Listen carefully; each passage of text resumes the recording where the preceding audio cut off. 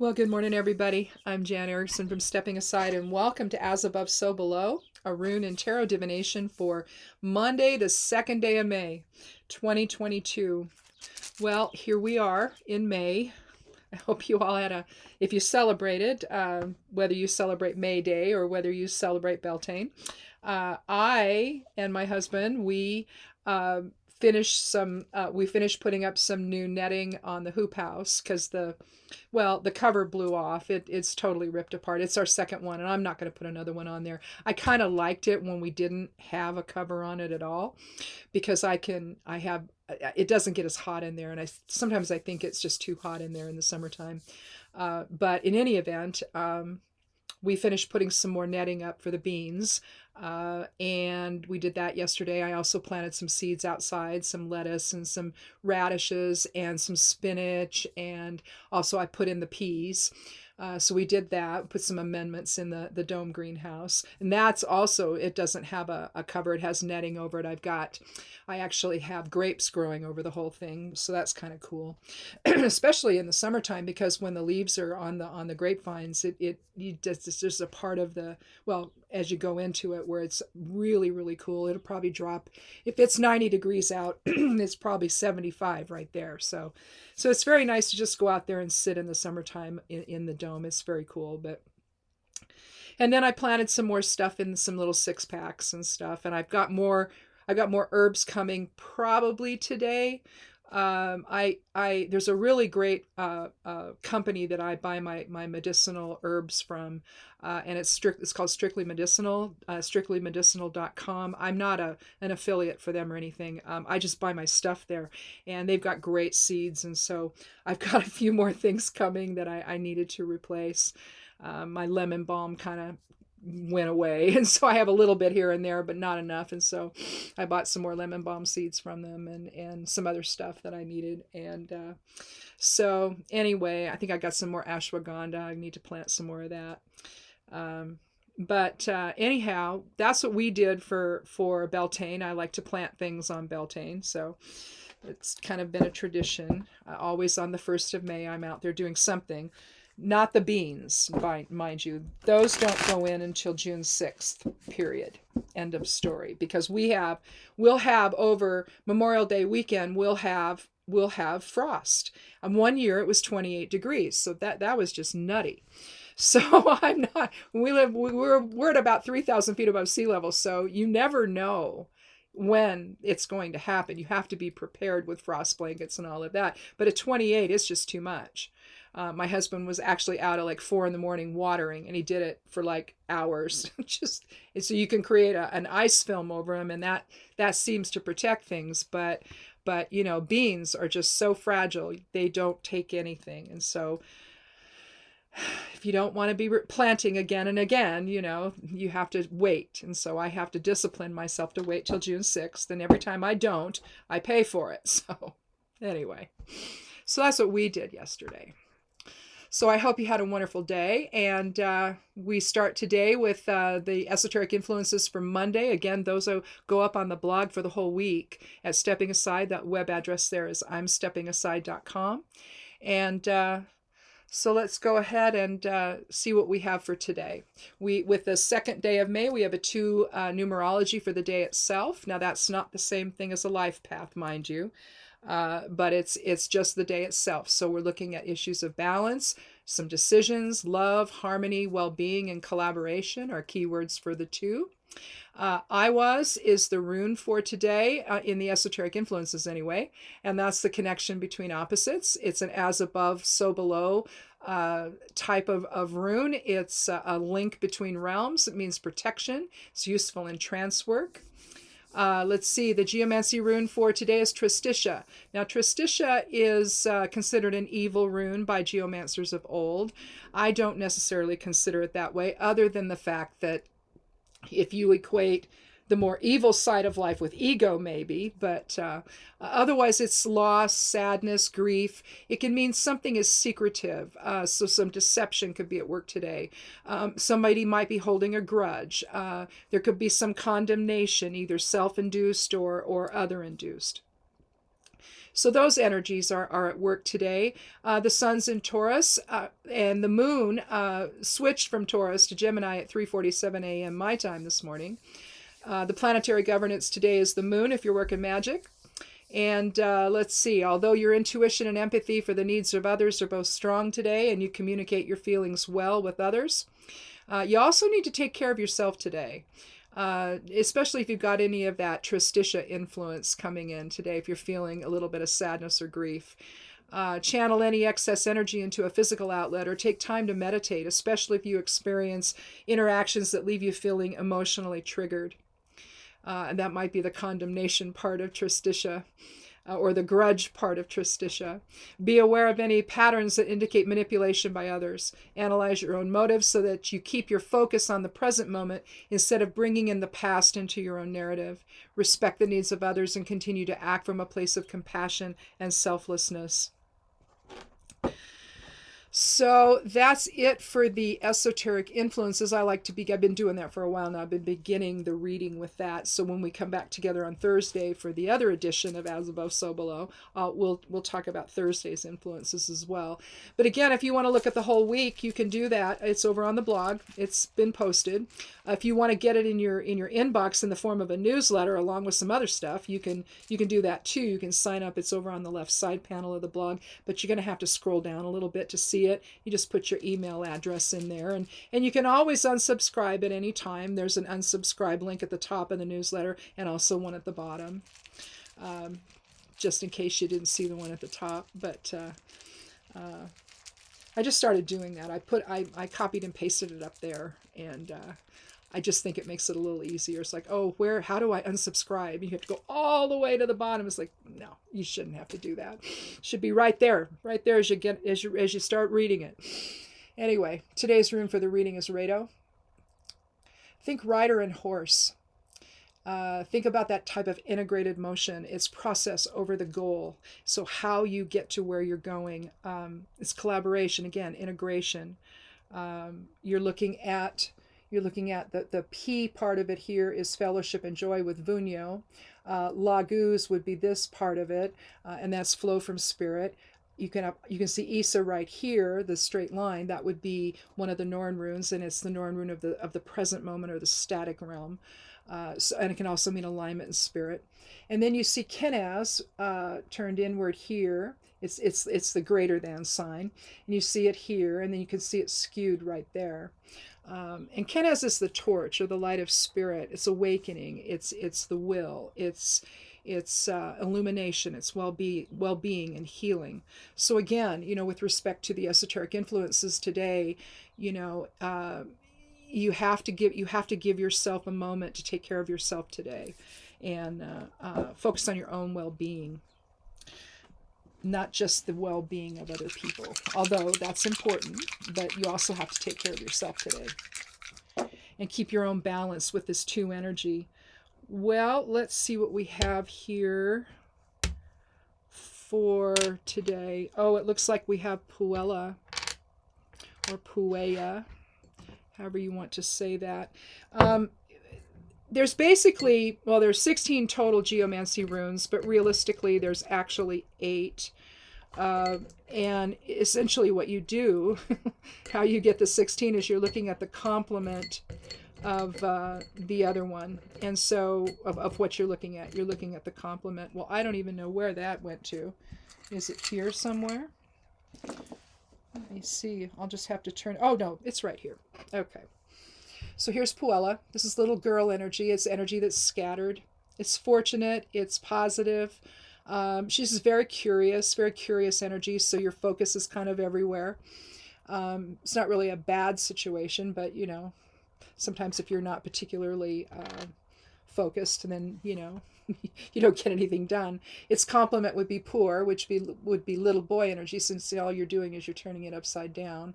And that's what I mean about there being actually 8. The neat thing about geomancy is you're really looking at the wholeness of something. You're looking at both sides of the coin, essentially. I think that too often we live in the either or of things, and I think we need to understand the whole picture. And that's what's cool about geomancy. Geomancy, there's various ways to do geomancy. You can work with ley lines. I had an uncle that was a witcher. He witched wells, water wells, and he would use his divining rods, his witcher wands, and they would cross when it was, the best place for the well. And so, but that's one way to do it. In fact, I have a pair of them somewhere. I'm not sure where they are. They were up here. I don't know. I move things around sometimes, and I did recently, so I'm not sure where my witching ones are. But the other thing you can do is for geomancy is to use a pendulum, and basically it's interacting with the energy lines of the earth. It's the magnetism of it, and so. You can also, though, do it this way, where you can use a handful of peas or whatever, and then count them, and an odd number is going to give you a single dot. A two number, or rather an even number, is going to give you two, and so. But I just did it this way. I have one on one side and two on the other. There's two there, and then I put them in the order of fire, air, water, and earth, and. Because that's the order you put them in. But anyway, they create a great glyph, and it's just an interesting way of looking at the below side of the energies today, with Rado, then with the Elder Futhark being the above side of as above, so below. But that's why I do both of them, because it kind of gives us an idea of, the energies of spirit versus the energies of the earth, or the energies of physical form, if you want to say it that way. And then when I take the cards, it's just giving us maybe a better understanding of the direction of this. So if you look then at Rado and you look at the integration with others, you look at harmony, Puella, it will actually reinforce that in terms of the positive aspects of it, but it's also sort of indicating you might feel a little bit scattered where that's concerned today. So for the best results, you're going to want to make sure that you stay in integration either with the self or with other people.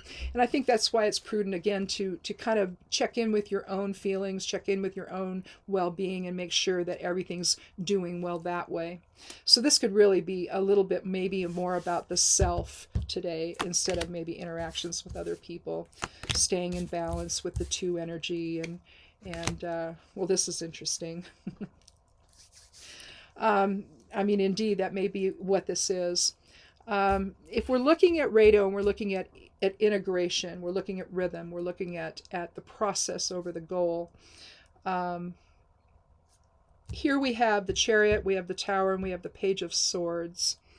Let's see, we have a 7 and a 16. Let's see, 16 is also 7. So we have basically 2 7 energies, 2 7 numerologies on either end, with the Page of Swords in the center. Now the swords is going to reflect the air element, or the mental aspects of life, the intellectual aspects of life, balance. See, there's balance again. Reason, justice. You can also see, it's also about communication, interaction with other people. Again, are you in rhythm with other people? Are you in integration with other people, or are you at odds with them? That would be the either or of that, the both sides of the coin there. But with the Chariot, we're really also talking about balance and integrated motion, aren't we? Even though the king is at rest here in the Chariot, we're showing the dark and the light within, the shadow side of self and spirit, the spirit within.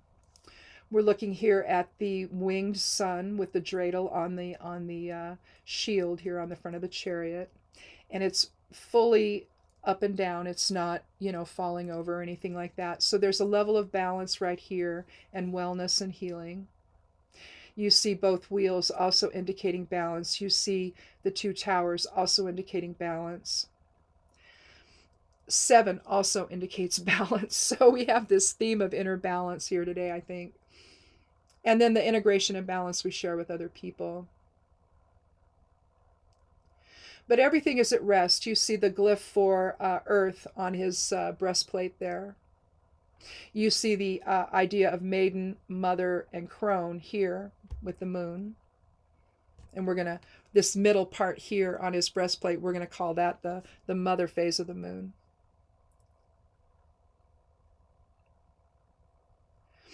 But the chariot is about mastery, inner balance, the way that you can, again, it also reflects process over the goal, how you maintain that inner balance during the struggle of living, basically. But I think that it's about movement and mastery. It's surrender versus control. There's a sense of surrender here. You could think of this as the Merkaba or the soul vehicle. But primarily you're looking at balance. If you think of the 7 as indicative of the scales, isn't that what you're doing? We're going to talk about that when we talk about the tower. In fact, let's go ahead and talk about the tower first. So the 16th card of the major arcana, 6 and 1 is 7. So again, the numerology of it is balance. And in a sense, you could see this as the people falling, to the ground. We don't know that they died either, so we're not going to say they're falling to their death. But as the lightning strikes the tower and blows the dome off the tower, you see clouds around. The tower is about transformation and balance, bringing things back to balance, bringing things to a reckoning. Stop deluding yourself. Excuse me, in other words. We have a lot of pollen outside. And I was out so long yesterday that, I don't know, I'm still dealing with it. I didn't take my nettle tincture this morning. But in a sense, this almost looks like the scales, with this being the top of the scale and these being the 2 pans. We're bringing a level of upset here. We're upsetting the balance, and we're trying to get things rebalanced. We're trying to figure out with the tower, what am I not seeing? Again, we had with Tristitia from the esoteric influences today, there could be something secretive going on. But is it the secrets you're telling yourself? Are you not really looking at the truth? In other words, are you fooling yourself about something? So this could be, I just tend to look at the major arcana cards as inner transformative types of cards. It's the soul coming in and saying, look, these are soul archetype cards, and these are the kinds of things you need to be looking at. But here we're talking about both kinds of balance. This would be a more active type of a rebalancing, whereas this is maybe dropping more resistance, given the sedentary nature of the chariot. You don't see any movement with that, in other words. But again, with Rado, if we're talking about, we can talk about Rado in terms of integration with others, but maybe it's the integration with the self that we've lost. Now, the Page of Swords, pages are students. They're message givers. They're people with undeveloped potential. I liken the pages, since the page is the first. It can also be called the princess, depending on the deck. The more hermetic ones, I think, often call it the princess. And other non-traditional decks, too, do the same. But the Rider-Waite does not. It's the page, the knight, the queen, and the king. Whereas as in other decks, it might be the princess, the prince, the queen, and the king. But the idea is the page is about undeveloped potential in the same way the fool that starts out card 0 of the major arcana, the fool is filled with undeveloped potential. The ace of the minor arcana. Now the court is still considered part of the minor arcana, but it's its own little section, right? And so it just seems to me that the fool, the ace, and the page sort of align together and have that message of something new that could be coming. And with the Page of Swords, you're talking about somebody who's a risk taker, vigilant, intelligent, diplomatic. On the downside, they can be a little bit petty, but with the swords, you're really talking about communication. Oh, and you're talking about also the planet Mercury, which, by the way, on the 10th, which would be Wednesday, at some point in the day, stations retrograde, and we're going to be in Mercury retrograde from the 10th on for about 3 weeks. But here, he's looking toward the past. He's kind of looking behind, but he's leaning into the future. In a sense, cutting through the deception, which again, is that what's going on here? So you figure out that you need to come to rest, you need to surrender, you need to know when to take the reins and when to surrender and just sit there. You know, I mean, everyone's sitting there. It's not like they're trying to go and take him where they want to go. And I guess that this, to me, this card is probably going to be more aligned with Rado than any of the other two cards here are today. But it just speaks to an integration within. Knowing when to take the reins, knowing when to assert control and when to step back and just be just sit there and wait and observe. The 7 is about observation. It's not just about balance. It's about spirituality. So therefore, I think you were really looking at the inner message, not necessarily the integration you share with other people. I really think this is probably more about, are you taking care of yourself? You have some people that will take care of everybody else, but they don't take care of themselves. So that's reflective of an imbalance, isn't it? And it just seems to me that with a numerology of 2, well-being is part of that. So is the integration within exhibiting such a lack of balance that you really don't really know what path you're on. With the Page of Swords, it would suggest that it's okay to take some risk, but at the same time, you need to be mindful of past experience. And I think that's what him looking toward the past is telling us. Move forward, for sure. Take a risk. In fact, take the risk to actually consider yourself today. Instead of simply considering other people, consider yourself. What are your own needs? Are they being taken care of? Can you take care of them? If you need outside assistance, are you getting that from someone else? That's part of the 2 energy today.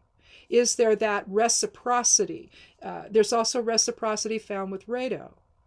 And I think that if there's anything about Puella that's in part of this, I think that maybe the focus is just too scattered externally, and you need to maybe get a little more focus on the self today. And that doesn't mean that you're selfish. It just means that if you have needs, you have to acknowledge them, and you have to express that somehow, even if it's you just acknowledging it to yourself, and then you take action, you take the risk of the page to maybe embark on some kind of new thing that maybe you wouldn't have thought about. Maybe you take some time away from the family and you take a little walk, or you walk around in the garden, or you read a book, or you do something that's just for you.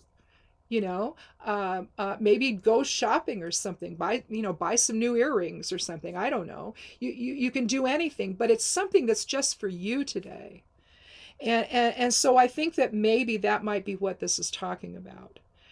And then with the Tower, see, you're kind of blowing the lid off what you would normally do, and you're taking the risk with the Page of Swords to allow for a different level of balance to come into your life, a different level of reciprocity that's not so heavily weighted on taking care of everybody else. It's okay to take care of yourself as well. And some would say, if you can't do that, then how do you take care of anyone else? It's like if you're empathic, if you don't take the time to shield or to dissolve the energetic connections you've established with other energies, with other people and their energies, with their auras. If you don't take the time, you can feel completely saturated by the emotion of the day.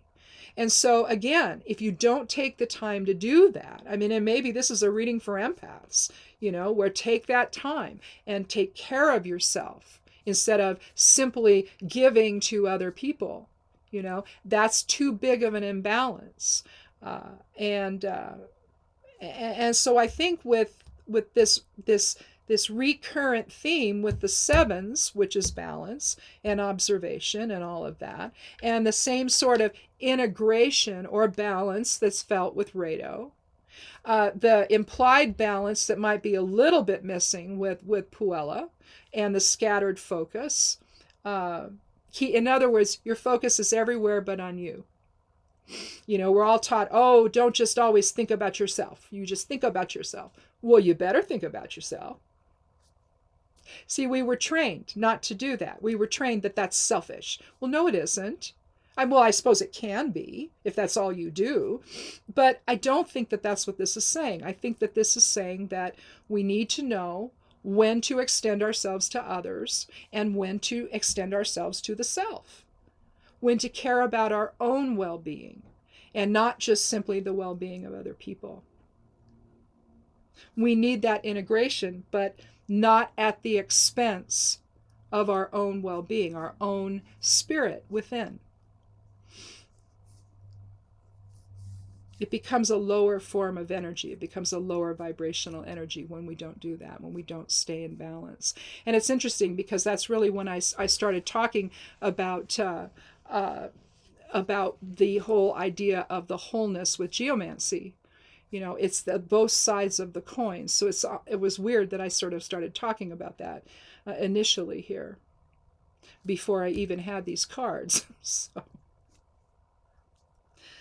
But I think that that's the thing. Take the risk to think about yourself today and make sure that your own well-being is taken care of. You have needs.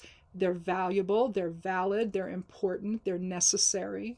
And you can take a little you time today and make sure that do a little meditation if you want to. Take a bubble bath. I don't know. Whatever you like to do that's just for you. And I guess I'm and it doesn't really matter if you're a guy or a girl. Bubble baths are great. So to just relax and take a moment, It reminds me of that Calgon commercial, that stuff you used to pour in the bath, to soften the water, This was Calgon, take me away. Well, yeah, do your own version of that. So I think that's it. I don't think we need any more. I just think this is cool that we have 7s on both ends and they're both soul archetype cards. Because it's just saying, look, it's okay. You need this time to let things come to center, to rebalance everything so that you can then integrate better with other people. So that's it. We did it. Not too bad for a Monday. Not too bad. Not a bad way to start the week, I guess. Well, again, all the posts that I do for the beginning of the week, the numerology, the ascendant rays, nodes, and other aspects, those 2 things are up. The daily correspondences for work and magic for the whole week, that's up as well. And again, the esoteric influences are up. That's there. Everything went up on Medium that I put there. The Patreon version of the daily correspondences, now those are different because they include recommendations for work and magic each day. So if you want to follow me over there, you are welcome to do so. That would be appreciated. And otherwise, I guess that's it. Have a good week and take care of yourself. Just don't be afraid to do that. It's fine. You need to. It's just what you need to do. So. And come back on Thursday for another edition of As Above, So Below. Be good to yourself. Be good to one another. And blessed be.